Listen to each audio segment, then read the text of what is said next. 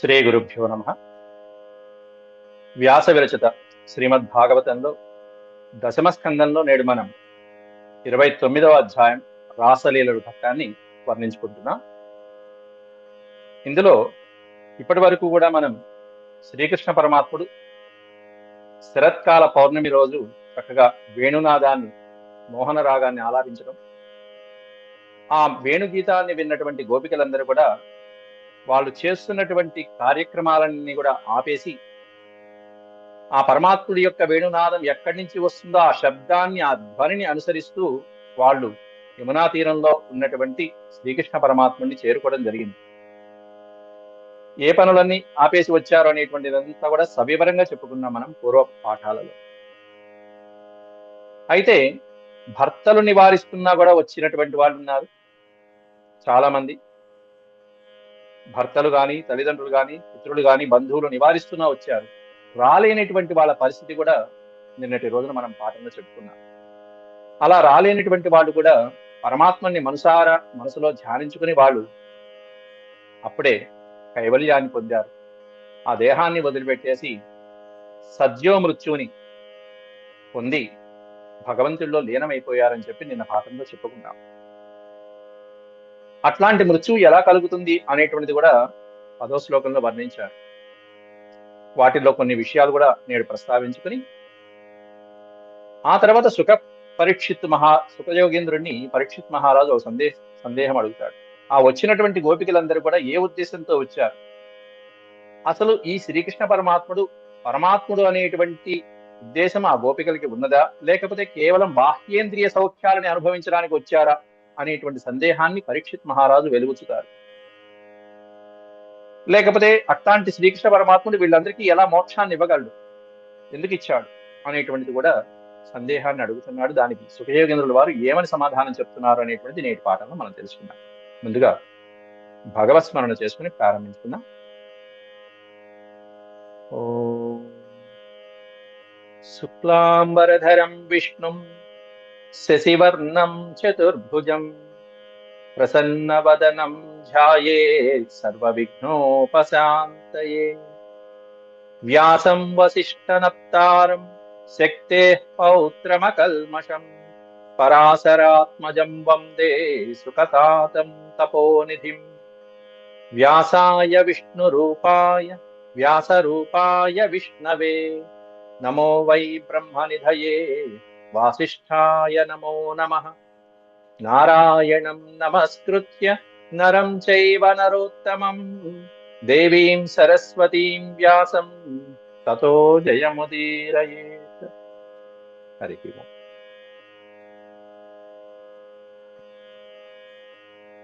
నిన్నటి పాఠంలో ఇంకా చెప్పవలసినటువంటి 2-3 ముఖ్యమైనటువంటి విషయాల్ని నేడు ప్రస్తావించి ఆ తర్వాత నేటి పాఠంలో ప్రవేశిద్దాం. నిన్న 9, 10, 11 శ్లోకాలలో అంతర్గృహాగత కాశ్చిత్ గోప్య, బంధువులు భర్తలు కాస్త నిషేధించడం వలన ఇంటిలోనే ఉన్నటువంటి గోపికల యొక్క పరిస్థితి ఏమైంది అనేటువంటిది వర్ణించారు. వాళ్ళు ఏం చేశారు? వాళ్ళు చక్కగా భగవంతుడి యందే ధ్యాస ఉంచి నేత్రములు కనులు మూసుకొని దుస్సహ ప్రేష్ట విరహ తీవ్ర తాపధుతా శుభాః ధ్యాన ప్రాప్తాచ్యుతాశ్లేష నిర్వృత్యా క్షీణమంగళ అని చెప్పారు. ఆ తీవ్రమైనటువంటి శ్రీ కృష్ణ పరమాత్ముని యొక్క విరహ జ్వాల, విరహ తాపం అనేటువంటి దాంట్లో వాళ్ళ యొక్క అశుభాలు అనేటువంటివన్నీ కూడా దగ్ధమైపోయినాయి. అంతేకాకుండా అచ్యుతాశ్లేష నిర్వృత్య క్షీణమంగళ, వాళ్ళ శుభాలన్నీ కూడా క్షీణించిపోయినాయి. శుభాలు క్షీణించడం ఏమిటి? ఎలా క్షీణిస్తాయి అంటే అచ్యుతాశ్లేష, పరమాత్ముణ్ణి ఆలింగనం చేసుకోవడం వలన వాళ్ళ మనసుల్లోనే, వాళ్ళ ఇంట్లోనే, వాళ్ళు ఉన్నటువంటి సందర్భంలోనే ఆ మనసులోనే కేవలం పరమాత్ముణ్ణి మనసులో నిలుపుకొని పరమాత్ముడు తప్ప ఇంకెవరూ కాదు ఆయన్ని ఆలింగనం చేసుకుని మనసులోనే ఆయన పాదాలు స్పృశించారు. ఆయన హృదయాన్ని ఆలింగనం చేసుకుని ఒక్కసారిగా సర్వము సమర్పించేశారు. ఇక్కడ అలా చేయటం వలన శుభకరమైనటువంటి పుణ్యకర్మలన్నీ తరిగిపోయినాయి అన్నారు అక్కడ. క్షీణం అంటే తరిగిపోవడం, క్షీణించిపోయినాయి, తరిగిపోయినాయి. అదేమిటి అంటే ఈ ఆశ్లేష అనే పదమే దానికి ఆధారం. పరమాత్ముణ్ణి కౌగిలించుకున్నామంటే దాని అర్థం ఏమిటి? ఇంకా అర్థం సర్వసమర్పణ అని కదా భావం. దానికి ఉదాహరణ మనం రామాయణంలోకి వెళ్ళొచ్చు. హనుమంతుల వారు లంకానగరంలో అత్యద్భుతమైనటువంటి కార్యాన్ని, ఘనకార్యాన్ని సాధించుకుని వచ్చిన తర్వాత శ్రీరామచంద్ర ప్రభు ఏమిచ్చారు హనుమంతుడికి? ఆలింగన సౌఖ్యాన్ని ఇచ్చారు. పరమాత్ముడు ఇచ్చాడు భక్తుడికి ఆలింగన సౌఖ్యాన్ని. ఇంతకంటే నేను నీకేమి ఇవ్వగలనయ్యా, ఇంతకంటే ఇంకేమిస్తారు? ఇవ్వాల్సింది అంతా ఇచ్చేశాడు ఆయన. ఆ ఆలింగన సౌఖ్యంలోనే సర్వము సమర్పించేశారు శ్రీరామచంద్రుల వారు ఆ భక్తుడికి. హనుమంతుల వారి యొక్క ఆనందం ఇంకేం కావాలి అక్కడ? ఆ సీత యొక్క సమాచారం వినేటప్పటికీ ఆ తెచ్చినటువంటి హనుమంతుడిని ఆలింగనం చేసుకుంటే ఆ హనుమంతుడి యొక్క భుజం మీద శ్రీరామచంద్రుల వారి యొక్క అశ్రువులు అలా ధారలుగా హనుమంతుడి మీద పడుతూ ఉంటే ఈ ఆలింగన సౌఖ్యాన్ని అనుభవించినటువంటి హనుమత్ భక్తుల వారి యొక్క ఆ ఆనంద భాష్పాలు శ్రీరామచంద్రుని యొక్క భుజాల మీద పడుతుంటే ఇద్దరి యొక్క ఆనందం వర్ణనాతీతమది. లక్ష్మణస్వామి చూసుకుని తరించిపోతాడు, ధన్యుడైపోతాడు. దాని అర్థం ఏంటంటే అక్కడ సర్వము సమర్పించడం అంటే ఈ సద్యో మృత్యువు వచ్చి మోక్షం కలగాలి అంటే ఏమేం కావాలి అంటే మన అశుభాలన్నీ తొలగిపోవాలి. అవి తొలగిపోయినాయి, ఆ తాపంలో దగ్ధమైపోయింది. పరమాత్ముని చేరుకోవాలి అనే ధ్యాసలో ఆ విరహ తాపంలో దగ్ధమైపోయింది. పుణ్యాలు కూడా నశించాలి, పుణ్యాలు తరిగిపోవాలి. ఎట్లా తరిగిపోవాలంటే సర్వసమర్పణ, మొత్తం ఆ భగవంతుడికే సమర్పించాలి. మనకి ఏదైనా పుణ్యం వచ్చింది అంటే శ్రీకృష్ణార్పణం అంతే. ఏ పుణ్యం చేసినా సరే భగవదర్పణం చేసేయటమే. ఆ అర్పణం అనేటువంటిదే ఇక్కడ ఆశ్లేషం అనేటువంటి క్రియ ద్వారా చేశారు. దాంతో సర్వము శ్రీకృష్ణుడికి అర్పించేశారు. ఇంకా కాబట్టి వాళ్ళ పుణ్యం ఏం లేదు, ఇంకా భగవంతుడికి వెళ్ళిపోయింది.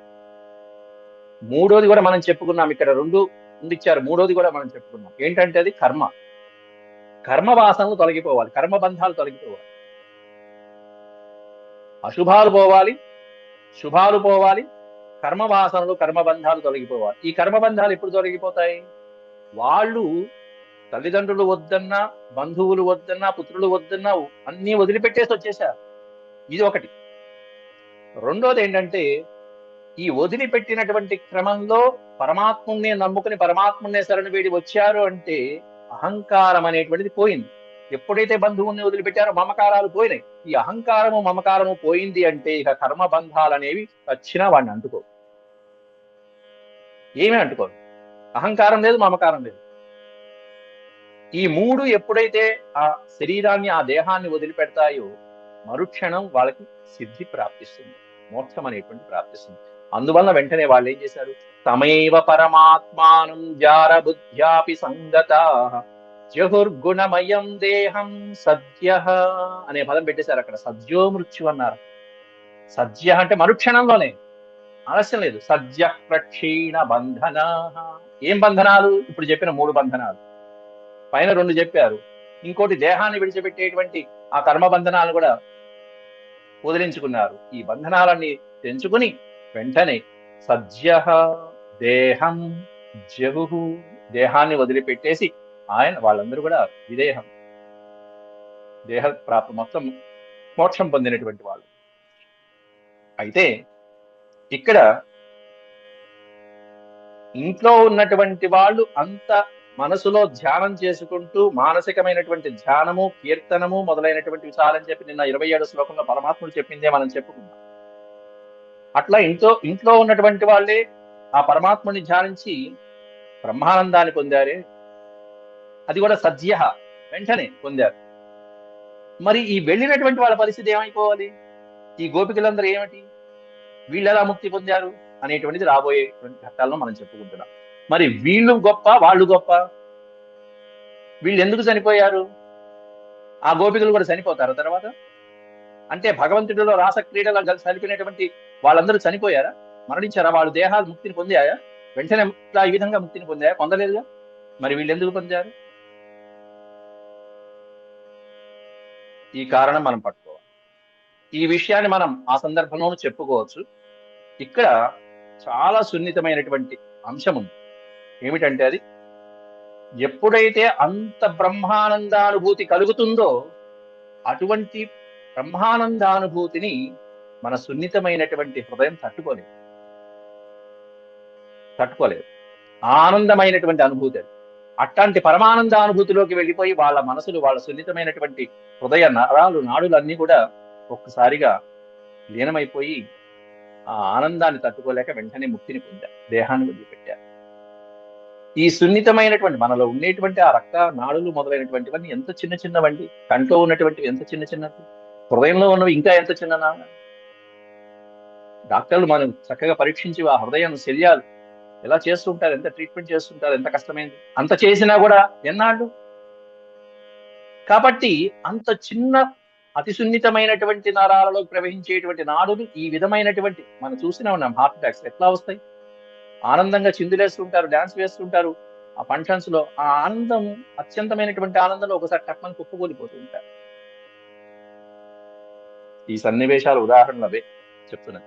అంత బ్రహ్మానందంలోకి వెళ్ళిపోయారు. ఎటువంటి అలౌకికమైనటువంటి ఆనందం.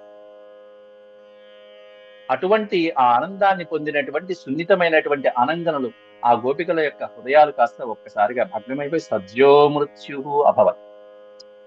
మరి ఇదే ఆనందం ఇప్పుడు వెళ్ళినటువంటి గోపికలు పొందారు. కానీ వాళ్ళకి ఎందుకు మరణం రాలేదు, వీళ్ళకి ఎందుకు వచ్చింది అనేటువంటిది ఈ క్వశ్చన్ గుర్తుపెట్టుకొని తర్వాత మనం వర్ణించుకున్నాం. దానికి వైద్యుడు సరైన ట్రీట్మెంట్ ఎలా చేశారు, శ్రీకృష్ణ పరమాత్ముడు చక్కగా ఆ పరమ వైద్యుడు ఎలా ట్రీట్మెంట్ చేశారు అనేటువంటిది అక్కడ మనకు తెలుస్తుంది. ఇక్కడ వీళ్ళకి ఆ ట్రీట్మెంట్ జరగదు, సద్యో మృత్యు అయిపోయింది, మోక్షంలోకి వెళ్ళిపోయారు. వాళ్ళకి చేయాల్సిన ట్రీట్మెంట్ ఎలా జరిగింది అనేటువంటిది ఆ హస్త కరస్పర్శలతో ఆయన స్వామి ఏం చేశారు అనేటువంటిది అంతా తర్వాత చెప్తుంది.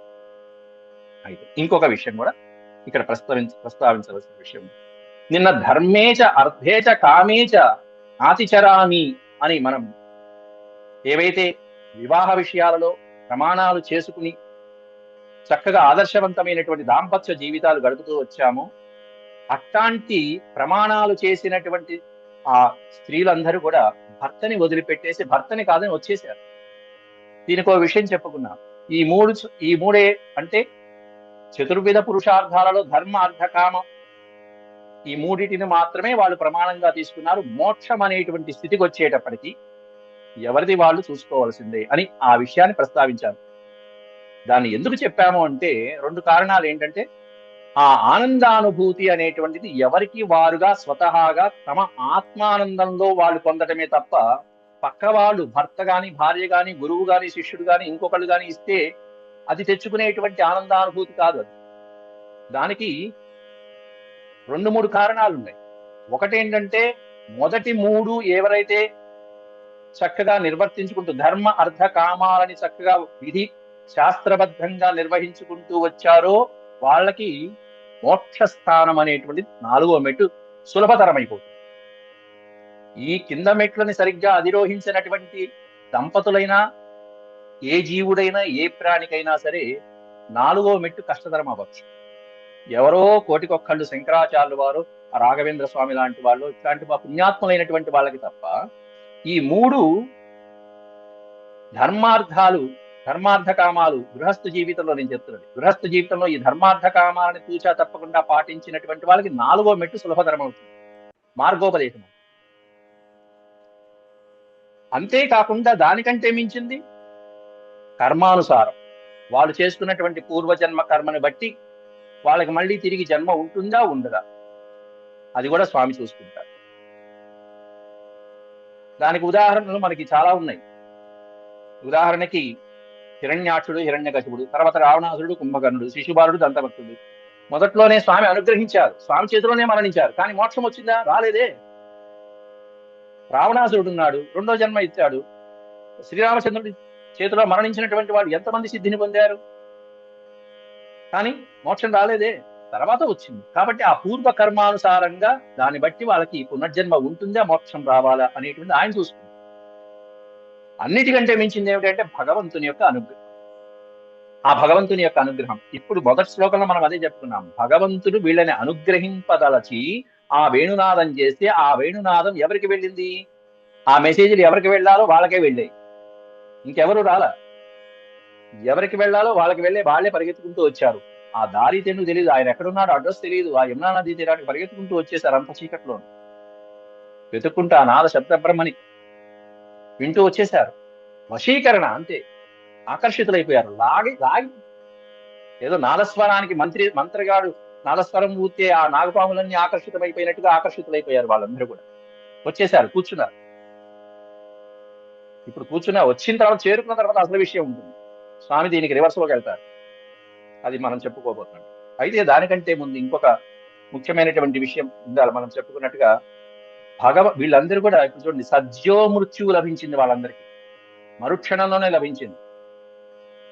ఎందుకనంటే కేవలం భగవన్నామ సంకీర్తన, భగవన్నామ ధ్యాస, అదే నామస్మరణలో, అదే ధ్యానంలో, అదే ఆలాపన, ఆ సుఖానుభూతి, ఆలింగన సుఖానుభూతిని అనుభవిస్తూ అనుభవిస్తూ అనుభవిస్తూ వాళ్ళు కాస్త దేహం విడిచిపెట్టేశారు.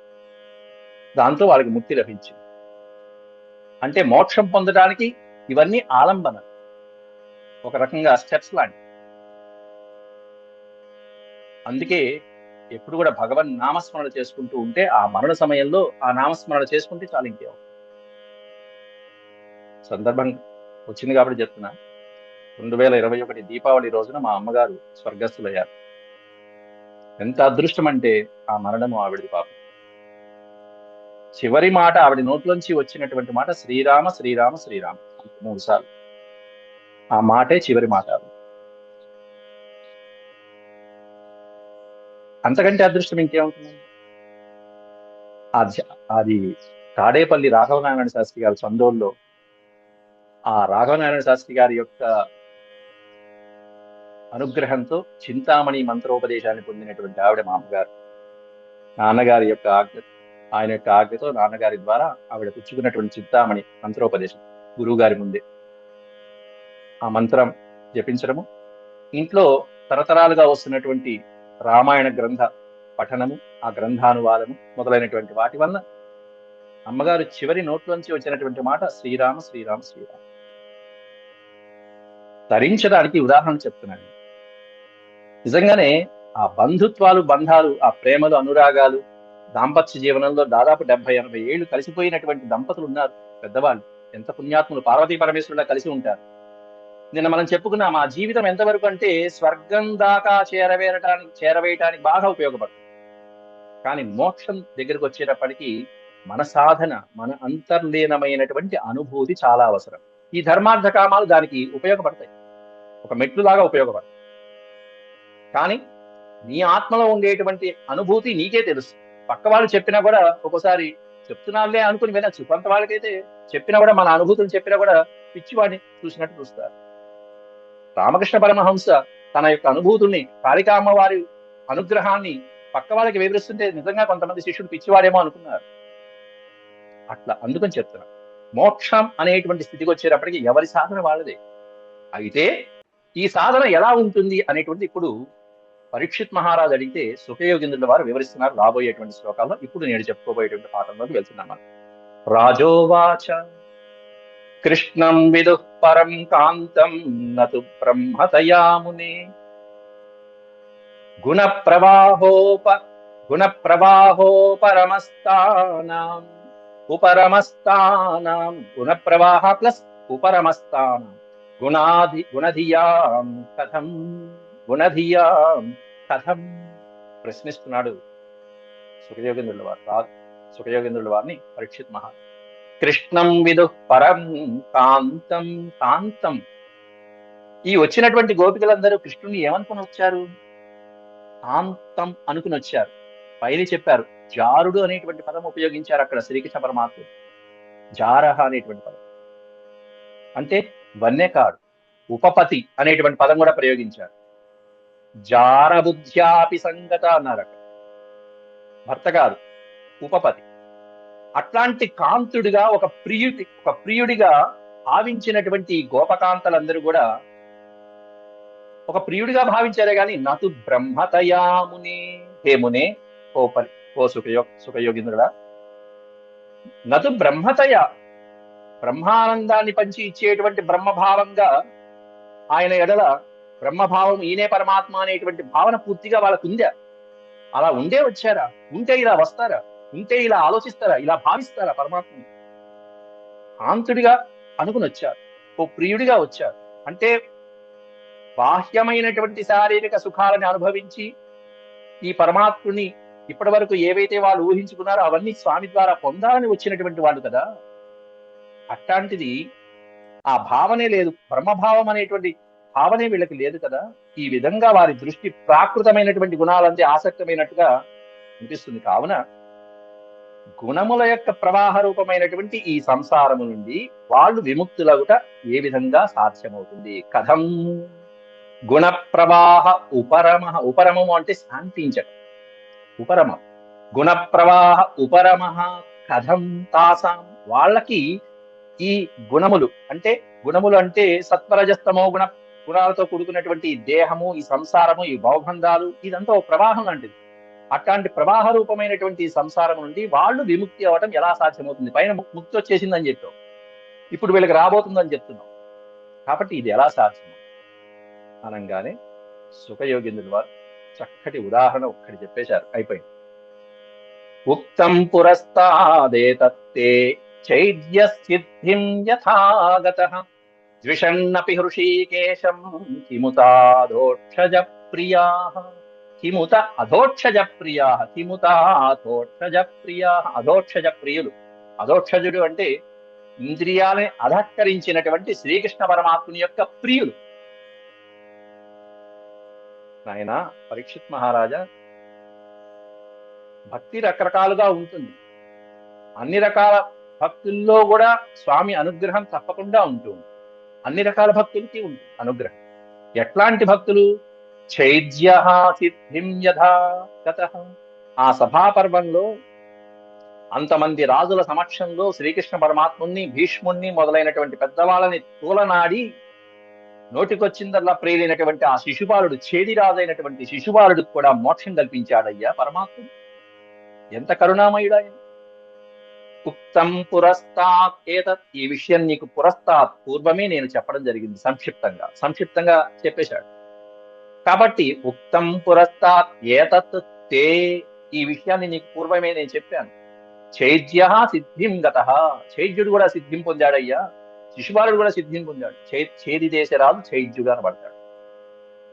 అతడే సిద్ధి పొంది ఆ అందరూ చూస్తూ ఉండగా శిశుపాలుడి యొక్క ఆ ఆత్మ పరమాత్ముడిలో అలా లీనమైపోయిందే. ఆశ్చర్యపోయాడు ధర్మరాజు, చూసి ఆశ్చర్యపోయాడు. ఒక్కసారిగా వ్యాస మహర్షిని అడిగాడు. రాజసూయ యాగం అంతా అయిపోయి అందరూ వెళ్ళిపోయిన తర్వాత ఆ మహారాజు యొక్క ఆత్మ అలా లీనమైపోయింది. మిగతా సందర్భాల్లో కలగల, ఎందుకంటే తర్వాత అవతారం ఎత్తి రావాలి కాబట్టి. ఇప్పుడు శిశుపాలుడిగా 3వ అవతారం అయిపోయింది, ఇంకా వేరే అవతారం లేదు, ఇంకో మేకప్ లేదు, కాబట్టి దీనిలో లీనమైపోయింది. ఆశ్చర్యపోయి వ్యాస భగవాను అడుగుతాడు ధర్మరాజు. భయంకరమైనటువంటి ఉపద్రవాలు సంభవించాయి ఈ యాగ పరిసమాప్తిలో. ఈ ఉపద్రవాలన్నీ శాంతించడానికా, లేకపోతే మంచి జరగడానికా, లేకపోతే ఇంకా ఏవైనా భయంకరమైన అవతారాలు, ఆటంకాలు, ఉపద్రవాలు రాబోతున్నాయా అంటే వ్యాసుడు చెప్తాడు, ధర్మరాజా, నిన్ను అడ్డం పెట్టుకుని విధి 13 సంవత్సరాల పాటు భయంకరమైనటువంటి నాటకం ఆడబోతుందయ్యా. 13 సంవత్సరాల తర్వాత నీ కారణంగా మొత్తం సమస్తమైనటువంటి క్షత్రియులు నాశనమైపోతారు అని చెప్పి వ్యాసుడు చెప్పేటప్పటికి గుండె పట్టుకున్నాడు ఒకసారి ధర్మరాజు. ఈయన మూలకంగా అన్నాడు, నీ మూలకంగా నిన్ను అడ్డు పెట్టుకుని విధి ఈ విధంగా చేస్తుంది, నువ్వు నిమిత్త మాత్రుడులా ఉంది అంతే అన్నాడు. జరగాల్సింది జరుగుతుంది, ఆ మాట చాలు, నిమిత్త మాత్రంగా ఉంది. ఇది ఎంత గుండెకి బాధాకరమైనటువంటి విషయం అండి. అయినా సరే ధర్మరాజు. అట్లా ఇక్కడ చేదిరాజు మొదలైనటువంటి ఈ అపరాధం కలిగించినటువంటి వాళ్ళకు కూడా, అంతమంది రాజుల సమక్షంలో అపరాధం కలిగించిన వాడికి కూడా శ్రీకృష్ణుడు ఏం చేశాడు? మోక్షాన్ని కల్పించాడు. పోతన లాంటి వాళ్ళకి మోక్షాన్ని కల్పించాడు. ద్విషన్నపి, ద్విషత్ అంటే శత్రువైనప్పటికీ, వైరభావం, రకరకాల భావాలు, స్మరణలో స్వామిని భయంలో, అవన్నీ కూడా వివరంగా చెప్పాడు ఇక్కడ ఈ శ్లోకంలో. కాబట్టి ద్విషన్నపి, శత్రువు అయినప్పటికీ కూడా ఆ హృషీకేశుడు మోక్షం కలిగించాడంటే ఈ గోపికలు ఎట్లాంటి వాళ్ళు? కిముత అధోక్షజ ప్రియా, శత్రువు అయినప్పటికీ శిశుపాలుడికి మోక్షం కల్పించాడంటే ఇక ఆ స్వామిని ప్రియుడిగా భావించి హృదయంలో స్థాపించి అనునిత్యము స్మరించినటువంటి గోపికలకి మోక్షం రాకుండా ఉంటుందా చెప్పవయ్యా పరీక్షిత్ మహారాజా? ఏమిటి తెలియనట్టు అడుగుతావు అమాయకంగా. నృణాం నిశ్రేయసార్థాయ, ఆయన అవతారం దేనికి అసలు? ఇట్లాంటి పుణ్యమైనటువంటి వాళ్ళని, అవతారం చాలించాల్సినటువంటి వాళ్ళకి మోక్షం కల్పించడానికే వచ్చింది, ఎందుకనుకున్నావు అంటూ వివరిస్తున్నాడు 14వ శ్లోకంలో. నృణాం నిశ్రేయసార్థాయ వ్యక్తిర్భగవతో నృప. హే నృప, ఓ పరీక్షిత్ మహారాజా, నృణాం నిశ్రేయసార్థాయ వ్యక్తిర్భగవతో నృప అవ్యయస్యాప్రమేయస్య నిర్గుణస్య గుణాత్మనః. అవ్యయస్య అప్రమేయస్య. అవ్యయం, అవ్యయమైనటువంటి పురుషుడు, నాశనం లేదు ఆయనకి, నశించడం అనేటువంటిది ఆయనకి చరిత్ర లేదు. సమస్తము సృష్టికి కారకుడు ఆయనే, స్థితికి కారకుడు ఆయనే, లయకి కారకుడు ఆయనే. అట్లాంటి అవ్యయ పురుషుడైనటువంటి ఆయన అప్రమేయస్య. ప్రమేయము అంటే పరిధి, అప్రమేయం అంటే ఎటువంటి పరిధిలు లేనటువంటి వాడు ఆయన. ఒక లిమిట్ లేదు, ఒక బౌండరీ లేదు ఆయన. అవ్యయస్య అప్రమేయస్య నిర్గుణస్య, గుణాతీతుడు. గుణాత్మన, గుణాతీతుడు, గుణ ఆత్మన. ఆత్మన అంటే గుణాలతో, గుణాలని ఆత్మస్వరూపంగా కలిగినటువంటి వాడైనటువంటి వాడు. ఇంకా చెప్పాలంటే గుణాలని నియంత్రించేవాడు గుణాత్మన. నీ ఆత్మలో ఉంటే కదా, నీకు ఆ స్వభావం ఉంటే కదా దాన్ని నియంత్రించేది. గణాధిపడు, విఘ్ననాశకుడు, వినాయకుడు అని మనం చెప్తున్నాం. వినాయకుడు ఏం చేస్తాడు? విఘ్నాలని నాశనం చేయడమే కాదు, అవసరమైతే విఘ్నాలు కలిగించాలి కూడా. రావణాసురుడు కలిగించాడు, విఘ్నం కలిగించాడు. ఆత్మలింగం తీసుకువెళ్తుంటే విఘ్నం కలిగించాడు. కాబట్టి గుణాత్మన అనే పదానికి అర్థం ఏంటంటే ఈ గుణాలని నియంత్రించేటువంటి వాడు ఆత్మన, ఆత్మస్వరూపుడు. అవన్నీ లోపల ఉంటాయి. అంతేకాకుండా నిర్గుణ, గుణాలు వాటి ఆయనకి ఏమంటావు. ఈ విధమైనటువంటి భిన్నమైనటువంటి విధంగా ఉండే స్వభావం ఎవరికయ్యా అంటే పరమాత్మ. అట్లాంటి ఆ పరమాత్ముడు ఈ అవతారంలో మానవ రూపంలో వచ్చి యాదవ కులంలో పుట్టింది దేనికోసం అనుకున్నావు? నృణాం నిశ్రేయసార్థాయ. నిశ్రేయస్ అనే పదానికి అర్థం అంటే మోక్షం. పూర్తిగా ఆ మానవులు ఎవరైతే ఉంటారో, అనుగ్రహించదలిసినటువంటి స్వామి యొక్క అనుగ్రహం పొందినటువంటి మానవులు ఎవరైతే ఉంటారో వాళ్ళకి మోక్షాన్ని కల్పించడం కొరకే నిశ్రేయసార్థాయ వ్యక్తిర్భగవతః. ఆ భగవంతుడు ఒక సామాన్యమైనటువంటి రూపం ధరించి వ్యక్తిలాగా వచ్చి మన ముందు ఈ విధంగా ఉన్నాడయ్యా అని చెప్పి శుకయోగీంద్రుల వారు చక్కగా ఆయన యొక్క, అంటే కేవలం మోక్షం కొరకు ఈయన యొక్క అవతారం అనేటువంటి, ఒకటి భూభారాన్ని తగ్గించడం, రెండోది ఇటువంటి మహానుభావులకి మోక్షాన్ని కలిగించడం కోసం. ఎంతమంది రామాయణంలో మహర్షులందరూ కూడా ఆ పరమాత్ముడు శ్రీరామచంద్రుడిని చూస్తూ ఉండగానే మోక్షం పొందిపోయారు. మొత్తం అంతా సమర్పించేశారు. సర్వభావన, సర్వము సమర్పించినటువంటి భావన. ఇందాక చెప్పాను చూసారా, ఇంట్లోనే కూర్చుని యోగ సాధన చేస్తూ ధ్యానం చేసుకుంటూ వాళ్ళ యొక్క తపసిద్ధిని పొందినటువంటి వాళ్ళు. రామాయణంలో అరణ్యకాండలో మహర్షులందరూ కూడా అలా సిద్ధిని పొందేశారు.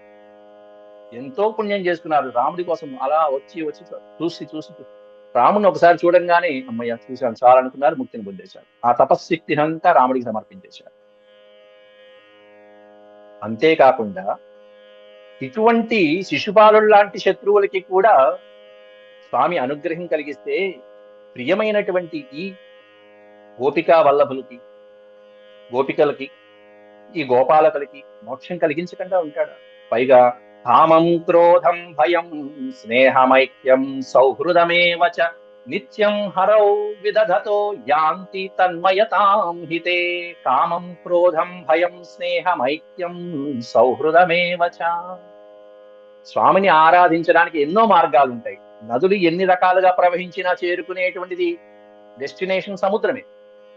కామము, క్రోధము, భయము, స్నేహము, ఐక్యము, సౌహృదము, ఇవన్నీ కూడా నిత్యము హరౌ విదధతో, హరియందు చేరాలనేటువంటి ఉద్దేశం ఉన్నటువంటి సాధకుడు ఈ పైన చెప్పినటువంటి ఏ మార్గాన్ని ఎంచుకున్నా కూడా స్వామి దగ్గరికి చేరతాడయ్యా అంటూ శుకయోగీంద్ర వారు చెప్తున్నారు. యాంతి తన్మయతాం హితే. తన్మయత్వంలో తనువుని విడిచిపెట్టేసి చివరికి స్వామిని చేరుకుంటారు వాళ్ళందరూ కూడా. ఏ రూపాల్లో? కామం, స్వామి మీద విపరీతమైనటువంటి కామభావన, కామ ప్రవృత్తి కలిగినా కూడా వెళ్ళిపోతారట, స్వామిలో లీనమైపోతారట, మోక్షం పొందుతారు. ఇంకా ఇక్కడే ఉంది మహాభారతంలో. వీళ్ళు గోపికా స్త్రీలందరూ ఇలా అడుగుతున్నారు. తర్వాత పైకి వెళ్ళిన తర్వాత, మధురలోకి వెళ్ళిన తర్వాత ఒక కుబ్జ అడుగుతుంది, నీతో సంగమం కావాలి కృష్ణ అంటుంది. నీ సంగమం కోరుతున్నాను. ఏం కావాలి నీకంటే నీ సంగమం కోరుతున్నాను అంటుంది. అంతే, ఇంకేం లేదు. స్వచ్ఛంగా అనుగ్రహించారు స్వామి. కుబ్జ, ఆ కుబ్జ పూర్వజన్మలో శూర్పణ. ఇట్లా ముందు ఇంకా వస్తాయి. ఇట్లా కామగుణంతో అలా స్వామిని కోరుకున్నటువంటి ఈ గోపికల లాంటి వాళ్ళు కూడా మోక్షాన్ని పొందుతారు. క్రోధం, స్వామి మీద కోపం పెంచుకున్నటువంటి ఎంతో మంది అసురులు ఉన్నారు, శిశుబాలు లాంటి వాళ్ళు. అలాంటి వాళ్ళు క్రోధం పెంచుకున్నటువంటి, కోపం వహించినటువంటి అసురులు కూడా హాయిగా మోక్షాన్ని పొందుతారు. భయం భయం ఉన్నా చాలు. కంసుడు ఉదాహరణకి, కంసుడు దాదాపు 14 సంవత్సరాలు, ఇప్పుడు స్వామికి 7-8 సంవత్సరాలు, 7 సంవత్సరాల వయసు, తర్వాత మధురకి వెళ్ళిపోతున్నారు. 7 సంవత్సరాల కంటే, శ్రీకృష్ణుడి కంటే ముందు 7గురు పుట్టారు. ఇంకా ఈయన అష్టమ గర్భం. 7 సంవత్సరాలు, 7, 7, 14. ఈ 14 సంవత్సరాలు అక్కడెప్పుడో ఆకాశవాణి పలికినప్పటి నుంచి దేవకీ గర్భంలో దేవకిని, వసుదేవుల్ని ఇద్దరిని కూడా రథంలో కూర్చోబెట్టుకుని స్వామి ఈ కంసుడు తీసుకువెళ్తున్నప్పుడు ఆకాశవాణి పలికినటువంటి పలుకుల దగ్గర నుంచి ఇప్పటికి 14 సంవత్సరాలైంది. 14 సంవత్సరాల్లో కంసుడిలో భయం పెరిగి పెరిగి పెరిగి పెరిగి పెరిగి పెరిగి కంసుడి యొక్క సభలో కృష్ణ పరమాత్ముని చూసేటప్పటికి వీడి గుండె బ్రేక్ అయిపోయింది. కంసుడి యుద్ధం లేదు వాళ్ళిద్దరి మధ్యలో, అసలైతే చూసేటప్పటికి ప్రాణాలు పోయినాయి అంతే. కృష్ణుడు వచ్చాడు, ఓ పీకుడు పీకడా జుట్టు పట్టుకున్నాడు. అది భయం. ఆ భయం ఉన్నా సరే, కంసుడు లాంటి వాళ్ళకి భయం ఉన్నా సరే స్వామి మోక్షమిస్తారు. అలా కాకుండా స్నేహం ఉన్నా చాలు. కుచేలుడు మొదలైనటువంటి వాడు ఎంత పరమ భక్తులండి, అద్భుతమైనటువంటి భక్తులు. ఇక్కడ ఎంతమంది లేరు గోపాలకులు, వాళ్ళందరికీ మోక్షమే కదా స్నేహంతో ఉండేటువంటి వాళ్ళందరికీ. అలాగే ఐక్యం సౌహృదమేవచ, స్నేహము ఐక్యమైపోవటం. రాధా గాని, రుక్మిణీదేవి గాని, వీళ్ళందరూ ఐక్యం. ఇప్పుడు గోపాలకులు వీళ్ళందరూ కూడా ఐక్యమైపోయారు. స్వామి చూసుకుంటాడులే అంత భారమే. అలా ఐక్యమైపోయేటువంటి భక్తులు ఎవరైతే ఉంటారో, మీరాబాయి లాంటి వాళ్ళు ఐక్యం, ముక్తిని పొందుతారు. సౌహృదమేవచ, స్నేహం అనేటువంటి దానికి ఆత్మీయత. ఇక్కడ తల్లిదండ్రులు కూడా మనం తీసుకోవచ్చు స్నేహం దగ్గర. యశోదాదేవి మొదలైనటువంటి వాళ్ళందరికీ మోక్షమే. ఆ ప్రేమానుభావాలు, ఆ ప్రేమే అది, తల్లి ప్రేమ మొదలైనటువంటి వాటితో ముక్తిని పొందారు. సౌహృదమేవచ అంటే స్నేహ బంధాలు, బంధుత్వాలు మొదలైన. బెస్ట్ ఎగ్జాంపుల్ పాండవులందరికీ ఎటువంటి దశ కల్పించాడు స్వామి, ఆయన దగ్గరుండి విజయాన్ని చేకూర్చాడా లేదు. అట్లాంటి సౌహృదమేవచ. ఇట్లా కామ, క్రోధ, భయ, స్నేహ, ఐక్య సౌహృదాలు కలిగినటువంటి సందర్భాలలో కూడా స్వామినే నమ్ముకున్నటువంటి పరమభక్తులకి నిత్యం హరౌ విదదతో యాంతి తన్మయతాం హితే. అట్లాంటి వాళ్ళని కూడా స్వామి మోక్షాన్ని కల్పిస్తాడు. ఇక వీళ్ళ పరిస్థితి చెప్పాలా, గోపికల పరిస్థితి తప్పకుండా కల్పిస్తాడు ఆయన అంటూ పరీక్షిత్ మహారాజుకి సందేహ నివృత్తి చేశాడు ఇక్కడ. ఎందుకంటే నదులనేటువంటివి ఎన్ని రకాలుగా ప్రయాణం చేసినా, ఏ విధంగా వచ్చినా సరే చివరికి చేరుకునేటువంటి మార్గం మాత్రం ఒకే మార్గం.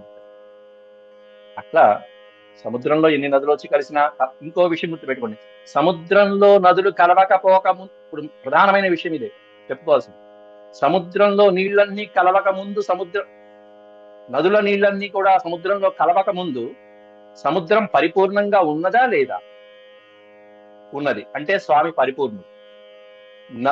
అన్ని నదుల్లో వచ్చి నీళ్ళన్నీ కూడా సముద్రంలో కలిశాయి అంటే గోపికలందరూ వచ్చి పరమాత్మంలో కలిశారు.